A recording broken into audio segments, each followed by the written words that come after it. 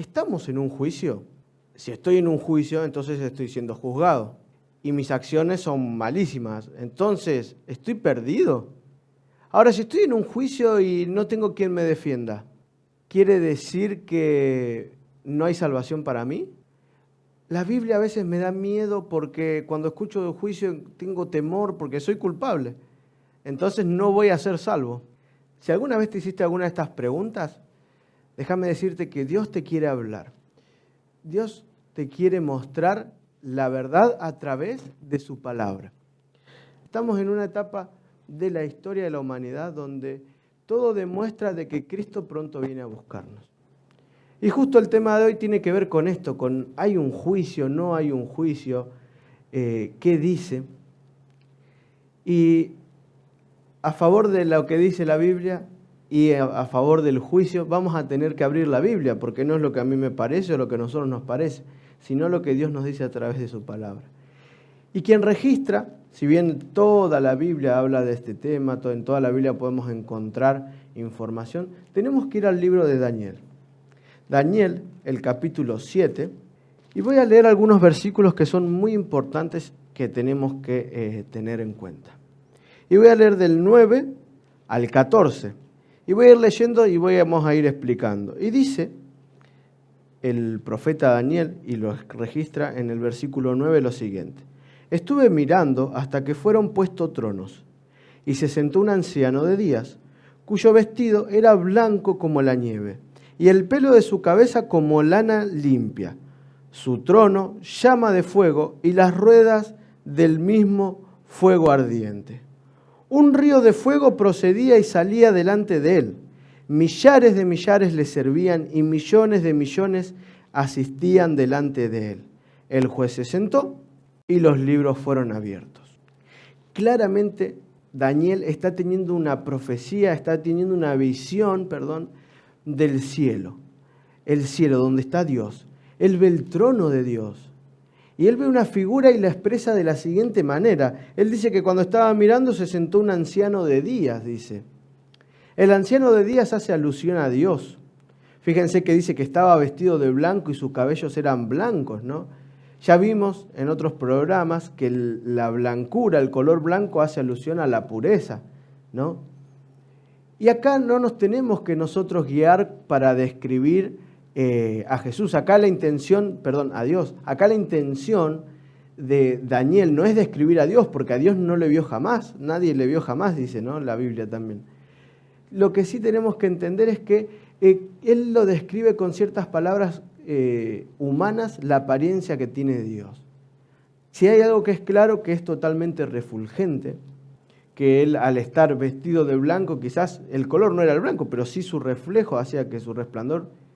Y también el cabello blanco también tiene que ver con quizás alusión a la antigüedad, al tiempo. Entonces, fíjense que dice que en este trono que él ve lo describe con llamas de fuego. Ya estuvimos hablando sobre el tema del Apocalipsis y en el Apocalipsis hablamos un poco del trono, de la descripción de lo que era. Y dice que parecía que tenía fuegos y salía un río de fuego y que delante de él había millares de millares y miles de millones le servían. ¿Saben? Acá encontramos una visión de lo que es el cielo. Jesús, Dios en el trono, Dios sentado en el trono. Y fíjense que el anciano de días se sentó, dice, en su lugar, en su trono. Los ángeles le servían. ¿Sí? Los seres celestiales que decidieron no obedecer a Satanás, que decidieron permanecer fieles a Dios, todavía le siguen sirviendo. Entonces, ahora el versículo 11 dice: yo entonces miraba a causa del sonido de las grandes palabras que hablaba el cuerno. Miraba hasta que mataron a la bestia y su cuerpo fue destrozado y entregado para ser quemado en el fuego. Había también quitado a las otras bestias su dominio, pero les había sido prolongada la vida hasta cierto tiempo. ¿Se acuerdan que cuando hablamos de bestias, el principio de bestia, tanto en Apocalipsis como en Daniel, son representaciones de poderes políticos religiosos? Son asociaciones que tienen que ver con el manejo de la historia mundial. ¿no? Entonces, la destrucción de la bestia, si bien no todas, muchas dice fueron destruidas, la bestia es la destrucción de un sistema. En realidad lo que se destruye no es la bestia en sí, ¿no? Sino el sistema u organización que ésta simboliza. Pablo, por ejemplo, también habla de este poder, le pone el nombre del inicuo, el hombre de pecado, el hijo de perdición. Todos aquellos, podríamos decir que la bestia tiene que ver con todos aquellos poderes y organizaciones que se oponen a la voluntad de Dios en la tierra. Y fíjense que dice que muchas habían sido ya destruidas, pero todavía queda alguna. O sea que quiere decir que en el momento de la historia en el que aparece esta visión, en la que Daniel ve esta visión, recordemos que Daniel ve el futuro acá, ¿no? Una de las bestias todavía tenía poder, o sea que había un poder todavía que tiene que realizar muchas, por decirlo de alguna manera, ir en contra de Dios, ¿no? Entonces, fíjense, el versículo 12 dice, el 13, ahora hay 14. Y miraba yo en la visión de la noche, y aquí con las nubes del cielo venía uno como un hijo de hombre, que vino hasta el anciano de días, y le hicieron acercarse delante de él. Y le fue dado dominio, gloria y reino, para que todos los pueblos, naciones y lenguas le sirvieran. Su dominio es dominio eterno, que nunca pasará, y su reino uno que nunca será destruido. Entonces, en esta visión, cerrando esta visión, dice que vino uno que es como el hijo del hombre, uno como un hijo de hombre, uno a semejanza del hombre. ¿Y quién es el único ser celestial que tomó forma humana y tiene constante y libre acceso al trono de Dios? Así es, Jesús. El hijo de hombre es un título mesiánico que se le pone a Jesús. En los evangelios vamos a encontrar muchas estas atribuciones. ¿Y qué es lo que sucede en ese momento?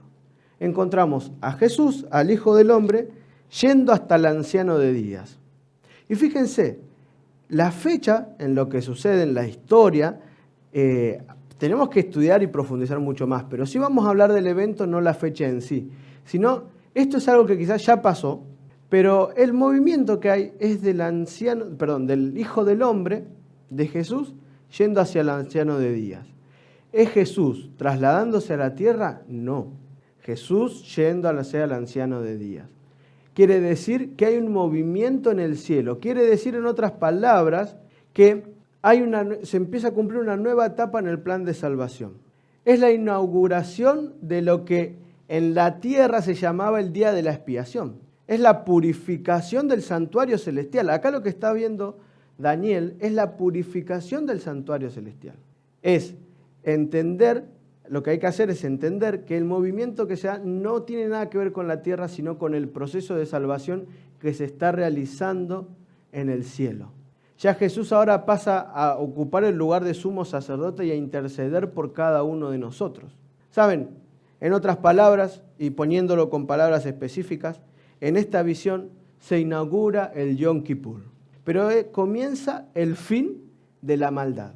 Con la inauguración de esta etapa, en el juicio, ya Satanás sabe que le queda poco tiempo. Esto ya sucedió y la fecha es 1844 y después lo vamos a ir estudiando más en profundidad. Pero desde 1844 estamos en momento de juicio. El juicio hacia aquellos que deciden servir a Cristo. Aquellos que dijeron alguna vez en la vida que le rendían lealtad al Cordero están siendo juzgados. Y este no solo es el único lugar en la Biblia. Para eso, por ejemplo, tenemos que ir a Apocalipsis, el capítulo 11, al último libro de la Biblia. Apocalipsis, el capítulo 11, los versículos 18 y 19. Y acá estamos ahora en medio del paraguas de la séptima trompeta. La séptima trompeta comienza en el mismo periodo en que Daniel ve que el Hijo del Hombre va hacia el anciano de días. Es el mismo periodo, es el mismo año, es el mismo acontecimiento. Pero ¿cómo lo describe? Fíjense que dice, voy a leer desde el 15, dice: el séptimo ángel tocó la trompeta y hubo grandes voces en el cielo que decían: los reinos del mundo han venido a ser de nuestro Señor y de su Cristo, y Él reinará por los siglos de los siglos. Y los 24 ancianos que estaban sentados delante de Dios en sus tronos, se postraron sobre sus rostros y se lo adoraron. ¿Se acuerdan que recién leímos que en Daniel también ve el trono? Ahora Juan nos agrega la figura de estos 24 ancianos y le decían, el versículo 17, te damos gracias, Señor Dios Todopoderoso, el que eres y el que eras, y el que has de venir, porque has tomado tu gran poder y has reinado. Jesús comienza el nuevo ministerio su nueva etapa en el ministerio como sumo sacerdote, pero también como nuestro abogado, en favor tuyo y en favor mío. ¿Qué tiene que ver esto con el juicio? Ahora vamos a leer el 18 y el 19. Y se airaron las naciones, y tu ira ha venido, y el tiempo de juzgar a los muertos y de dar galardón a tus siervos los profetas, y a los santos y a los que temen tu nombre, y a los pequeños y a los grandes, y de destruir a los que destruyen la tierra. Y el templo de Dios, fue abierto en el cielo, y el arca de su pacto se veía en el templo. Y hubo relámpagos, voces, truenos, un terremoto y grande granizo. Hay algo que es inevitable, y que lo tenemos que entender. Dios nos dejó todo para que nosotros podamos estudiar y profundizar. Dios nos dejó todo para que nosotros entendamos cómo es el proceso de la salvación y cuáles son los pasos que hay que seguir para alcanzar la salvación. Pero también cuáles son los pasos que Jesús va a realizar para otorgárnosla. Fíjense que el tiempo, cuando acá habla del tiempo, hace un tiempo específico, un tiempo de juicio. Desde hace un tiempo ya que estamos en el tiempo del juicio. Y acá habla, fíjense, de que no van a importar las jerarquías que tengan en el pueblo. No van a importar qué cargo en la sociedad hayas alcanzado. Tarde o temprano, Dios se va a encargar de hacer justicia. Porque el versículo 18 dice, se airaron las naciones y tu ira ha venido, y el tiempo de juzgar a los muertos. Es decir, que el juicio comienza por los muertos y luego sigue por los vivos. Y los que no temen tu nombre, dice, fíjense, y le vas a dar el galardón a tus siervos los profetas, a los santos y a los que temen a tu nombre, a los pequeños y a los grandes, y de destruir a los que destruyen la tierra. Y nosotros vivimos en un mundo, en una sociedad donde quizás lo que menos importa o lo que menos creemos que importa es la justicia. Un juicio en nuestra tierra es imposible de que tenga justicia. Es realidad. Generalmente están alquilados con los jueces de turno, quizás las coimas que hay no permiten que haya justicia verdadera en esta tierra. Pero déjame decirte que en el juicio de Dios la justicia se va a aplicar, lo quieras o no. Y Dios va a retribuir a cada uno según sea su obra. ¿Sí? Y fíjense que hay un apartado especial porque dice, va a destruir a los que destruyen la tierra. Aquellos que se tomaron el trabajo de ir en contra de Dios, aquellos que se tomaron el trabajo de destruir la tierra, tanto de forma física como moral también. Y acá me describe algo hermoso, porque fíjense que dice que el templo de Dios fue abierta y el arca de su pacto se veía. Hasta el tiempo en el que sea determinado, hasta el fin y hasta por los siglos de los siglos, fíjense que el arca de su pacto se veía. Quiere decir que la ley de Dios sigue inmutable, sigue teniendo la misma vigencia y la misma validez de siempre. Entonces el juicio está directamente relacionado con la ley de Dios. Quiere decir que si nosotros cumplimos la ley de Dios, vamos a poder alcanzar la salvación. Si no la cumplimos, no. Se ve el templo, se ve el arca, se ve el lugar santísimo. Y esto solamente pasaba un día al año, y era el día de la expiación. Si queremos entender cuál va a ser el proceso final, tenemos que empezar por acá.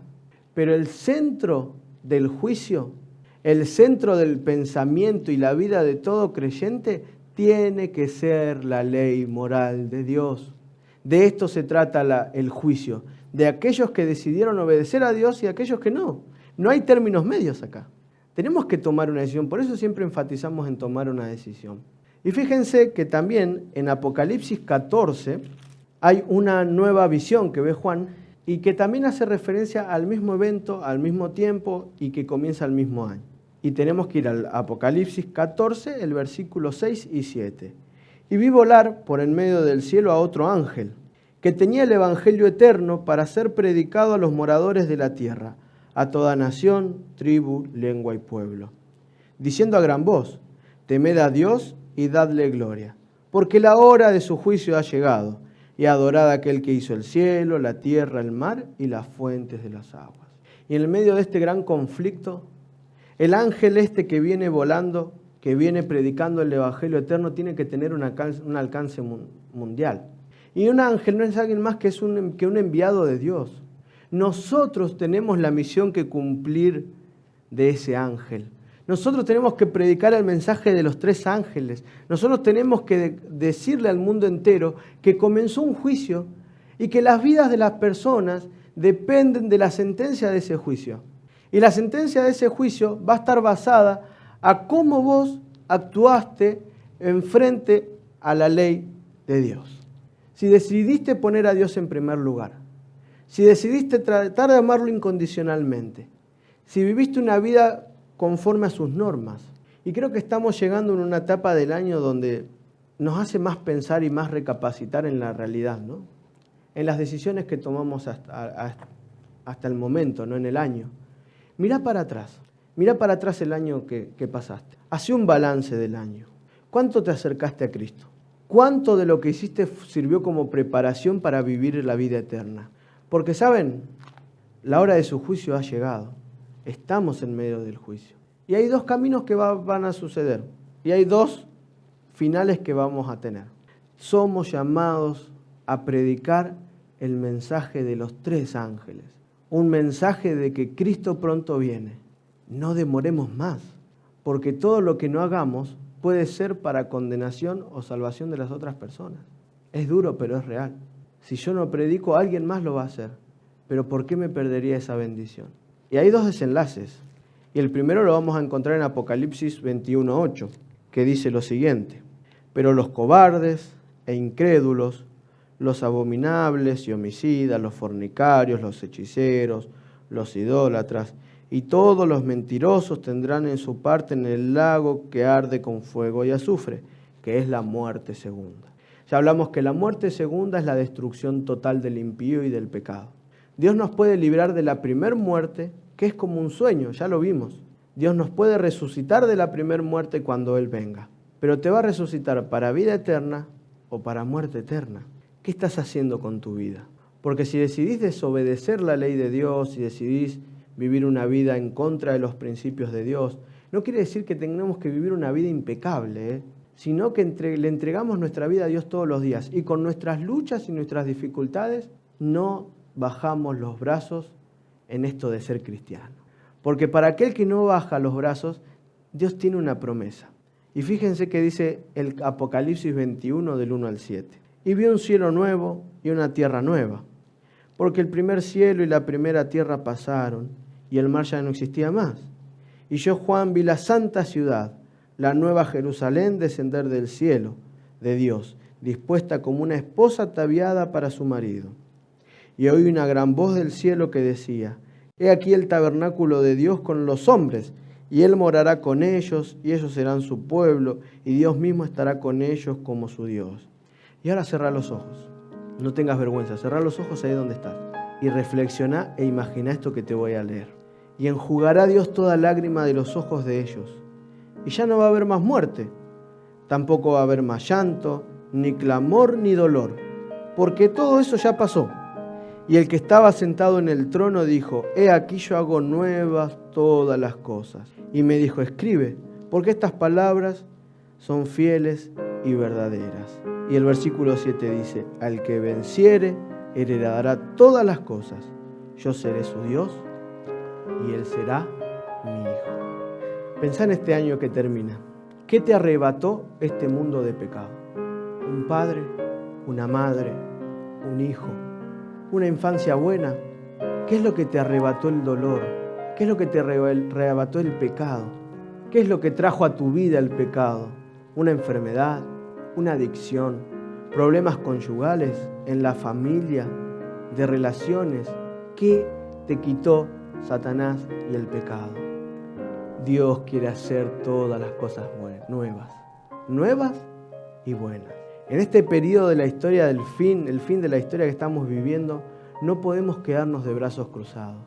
Dios quiere darte una nueva oportunidad. Él quiere hacer las cosas buenas y nuevas. Él quiere restablecer todo ese dolor que vos hoy sentís lo quiere traer a una felicidad eterna, porque te ama. La Biblia entera habla de que tenemos un Salvador amante, que dio su vida en la cruz y que pronto va a volver a buscarnos. Pero sabes, no vas a poder levantarte y vivir y disfrutar todas las mañanas de esta nueva tierra que Dios nos promete si no permitís hoy que Cristo nazca en tu corazón. Si no permitís hoy y todos los días que Cristo nazca en tu vida. ¿Qué estás esperando? ¿Qué estás esperando cambiar? No hay nada que cambiar. Así como sos, vení y entregate al Señor. Deja que Él te limpie y te purifique en un proceso. Pero Dios nunca te va a sacar fuera, nunca te va a echar. Él siempre te está esperando con los brazos abiertos. Y hoy más que nunca quiere regalarte una nueva oportunidad. Déjate cubrir por sus brazos de amor. ¿Para ser salvo tengo que vivir una vida perfecta? No. ¿Para alcanzar la salvación se exige una vida perfecta? Sí, pero no es la tuya, no es la mía, es la de Cristo. Entonces no nos preocupemos por vivir y ser perfectos. Preocupémonos por enamorarnos de Dios cada día, por permitir que Cristo nazca en nuestros corazones todos los días. Preocupémonos por acercarnos al Maestro todos los días y dejemos que Él sea el que se encargue de perfeccionar nuestra vida.